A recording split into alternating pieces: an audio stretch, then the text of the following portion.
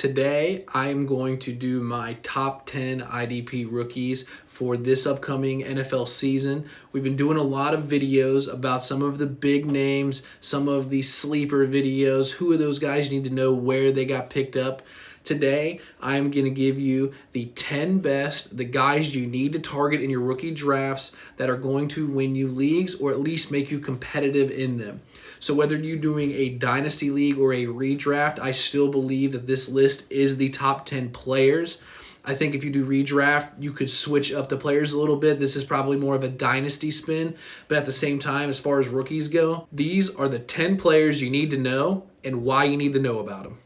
My number one player coming into this year for IDP rookie drafts is linebacker Edan Cooper of the Green Bay Packers. To start, he was their first defensive selection in the draft, meaning they placed a value on him as somebody to be a foundational piece of their defense in the future. He takes over for Devondre Campbell, who had a great career with them, was a very high-level player, put together a lot of stats, and was an IDP darling. With him leaving, Quay Walker will take the lion's share of all of these points and stats, but I believe that Cooper can go in and fit this void immediately. I believe the reason they took Cooper was because they identified him as their number one linebacker prospect. I believe that he has the skills necessary to play the position at a very high level. I think that he can go sideline to sideline, but he can also have those big pop plays that everybody loves in an IDP linebacker. If you've watched anything I've put, you know that I believe the foundation of any team is the inside linebacker, specifically what we would call a middle linebacker. I think that Edan Cooper is that guy to be a foundational piece in your defense. He is my number one player. My number two player coming into this season is linebacker Junior Coulson of the Los Angeles Chargers. To start, he was drafted by his college coach. I've said this a million times about Junior Coulson. That is a significant deal. Jim Harbaugh comes into this season with a decided advantage on the college scouting because he lived that and breathed it for years at a very high level, to the point where he won a national championship last year. He knows what players were good for him and what players were good against him. And he decided to take his team's MVP, linebacker Junior Coulson, to be a foundational piece in what he is building for Los Angeles. This is a foundational change for the Los Angeles Chargers, and I don't believe that we can talk about that enough. When you're seeing a coach want to put his fingerprints on his style of the ball for a new team, you're going to see him surrounded with players he trusts and players that he wants to build around. I don't think it was a coincidence that Coulson was taken, and I don't believe he's going to underperform. I believe he is going to pop off the screen and quickly, and that will be a great IDP pick for your team. The third player on my list, and this might get a little bit of pushback, is my favorite edge rusher, Dallas Turner of the Minnesota Vikings. It is going to be a tall task to fill the void that Danielle Hunter leaves, but I believe that if anybody can, it is the former Alabama pass rusher. He was a 5-star player in high school, and he has been dominant since he has been established in this field. He has been known about and followed throughout his career at a high level, and he got a lot of coaching from the great Nick Saban on the defensive line. At Alabama, he was a team captain and a Bednarik finalist. He absolutely can dominate at a high level at a high-quality institution. When you're playing in the SEC, you are playing against future NFL players. Dallas Turner showed us that going against these future stars, he can stand above. Give him an opportunity in Minnesota to learn how to play defense, and I believe that we're going to see some of those splash plays early. And I believe when you see these splash plays, the points are going to follow, and they're going to come in waves. Turner may start slow, but I believe he will be the best edge rusher from this class and has the least amount of red flags when associating with an edge rusher. So my third best player is Dallas Turner, and I believe it's because he has all of the tools to be the best edge rusher in this class, despite what you might read on the internet. The next player I'm going to talk about is my fourth-ranked player and my best interior defensive lineman, Byron Murphy, the second for the Seattle Seahawks. Seattle invested heavily into this defense, specifically in the draft, and I believe that they got the best interior defensive lineman in this entire draft. Seattle is one of those teams that needs an identity.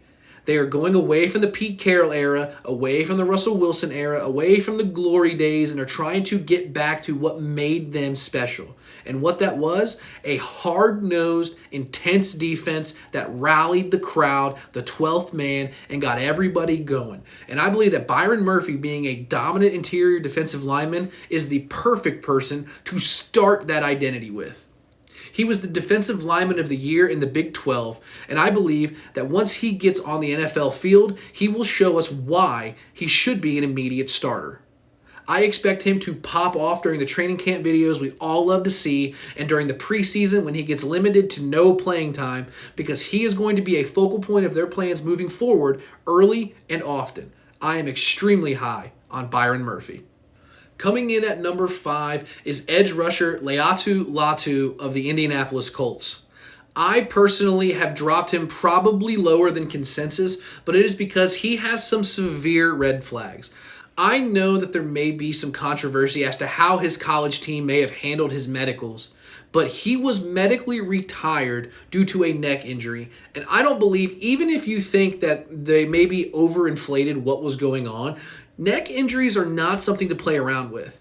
He gets hit one time incorrectly or awkwardly, and that could be it for him. And who would blame him? I believe the Colts know that he has the best talent in this class, and that if he can stay on the field, he's going to be a dominant player, which is why he's a top 5. But I personally am concerned that this type of thing doesn't just go away quietly. He could be the best defensive player in this entire draft. He also could be a 1 or 2 year wonder who we are understandably upset that we couldn't get to see his peak performance. He was the first defender taken for a reason in the NFL draft, and that does warrant some kudos. I'm just a little bit lower on him, and I feel like he is a risky draft pick, but he is the ultimate boom-bust pick in a draft. He may fall lower than he should due to these injuries, and if you can get him at value, he is going to be potentially a great player for your franchise, but I'm just a little skittish on Laiatu Latu. My 3rd best edge rusher and 6th best player is Jared Verse of the Los Angeles Rams. The Rams are in a bit of a weird spot here, unfamiliar territory, if you will. Aaron Donald is gone. It's over. He had a heck of a career. He was one of the most dominant players of his entire generation, and that leaves a void on a team more so than just a player leaving from a position. Aaron Donald was a defensive identity. Who is going to pick up that mantle? The Rams may believe that's Jared Verse. Verse was drafted here to kind of fit in there. Some people believe he was the number 1 edge rusher in this class. And while I believe that's a little high to rank him, it's not far off. As far as talent goes, he has everything working for him and towards him being a great player. I believe he could be a sneaky pick that falls further in the draft due to being the 3rd best edge rusher when we have a myriad of great players ahead of him.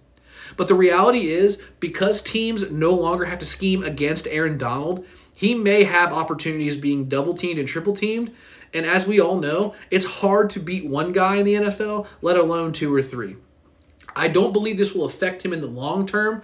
I think that he may be one of those players that will need to develop a little bit and need help from Byron Young. If Byron Young has a great season, he could absolutely feast on some one-on-one opportunities. And I believe Byron Young is that type of player. But until we see it, I think that we need to be wary of how Jared Verse fits on this defense.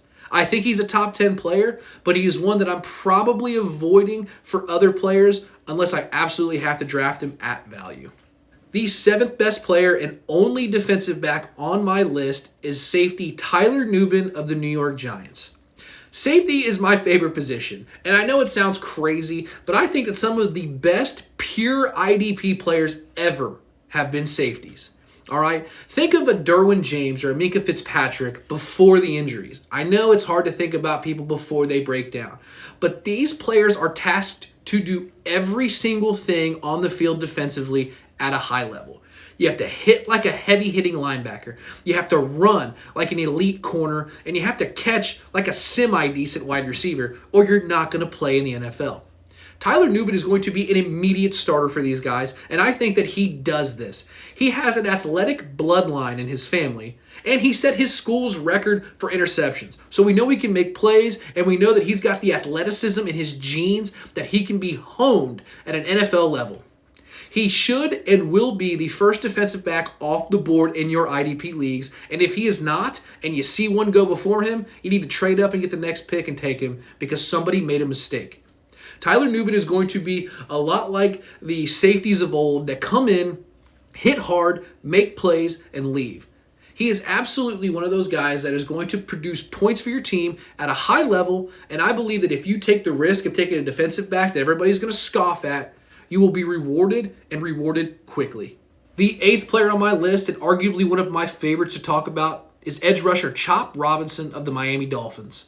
Now, the Dolphins do a lot of things really, really well, specifically drafting athletic freaks who are fast off the ball and now to the ball. He is athletically one of the best, if not the best, in the entire draft at his position. And I think that that is saying something. Okay, we have talked about 3 other edge rushers on this list. Chop Robinson is probably the most athletic of that entire group, and he is now all the way down to 8. He's down at 8 because he didn't really pop in college. I believe that you can see a guy like Chop Robinson and you defend against him. You scheme against a guy who is that physically gifted. And I believe that the more he grows into his NFL adult body, he's going to be even more dominant. Miami needs depth at this position. Jalen Phillips has proven to us, although he's great, he's talented, he's my favorite dynasty asset, he can't stay on the field. So Chop Robinson, I'm begging you, break me of this Jalen Phillips curse. I want you to succeed. I believe you're going to succeed. You're my 8th best player because of a lot of things, but there's one thing Miami does well, and that's draft dudes with great traits. Chop Robinson is the next great trait guy. And we are rounding out the list with 2 linebackers, the first of which is my number 9 player, and that is Cedric Gray of the Tennessee Titans. Gray had a very underrated landing spot. It's not often that you are thrust into a position that is full with not so many household names. I believe that he has just as much of an opportunity as any of these other guys in the room to make a name for himself and to get meaningful snaps for IDP rosters. He's not going to start early, but the competition isn't exactly Mount Everest, all right? He's going to climb this mountain at some point. He is going to get his opportunities. There is not a player there that is too good for the team, all right? He is going to be in what would be almost like the running back by committee of linebackers in Tennessee.